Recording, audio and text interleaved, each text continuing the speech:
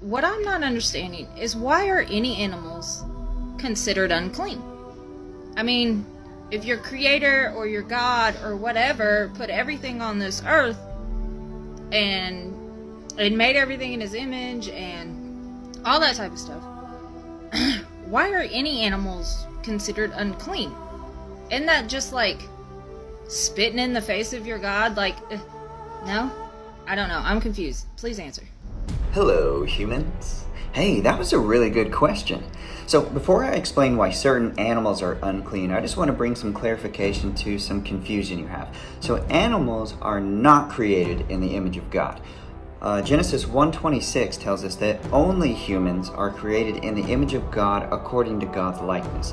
And Genesis 1:27 says, God created man in his own image. In the image of God he created them, male and female he created them.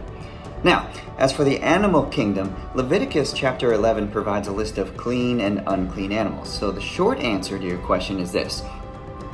The animals that were unclean are basically the vacuums or the garbage disposals of earth that consume everything that is bad or harmful for humans.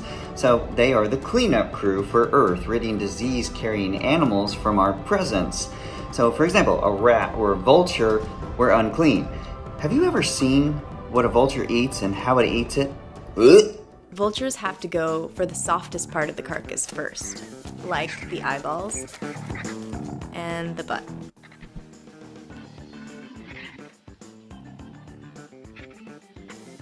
Yeah.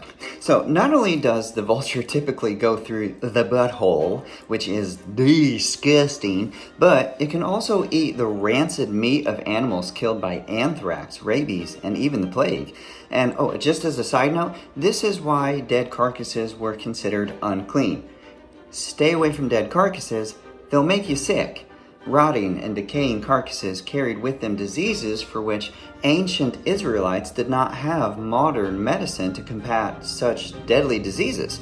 But I digress. Back to the vultures. So after digestion, they expel a highly acidic fluid excrement onto themselves, which essentially disinfects them from harmful bacteria. And so the vulture consumes rot, disease, and then craps all over itself. Hey, this is why we do not eat the vulture.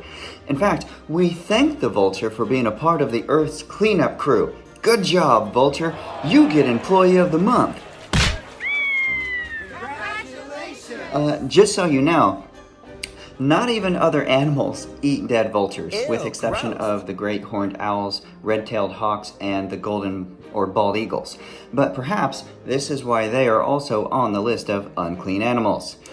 Because if you're gonna eat the nasty that eats the nasty, you nasty. You're nasty.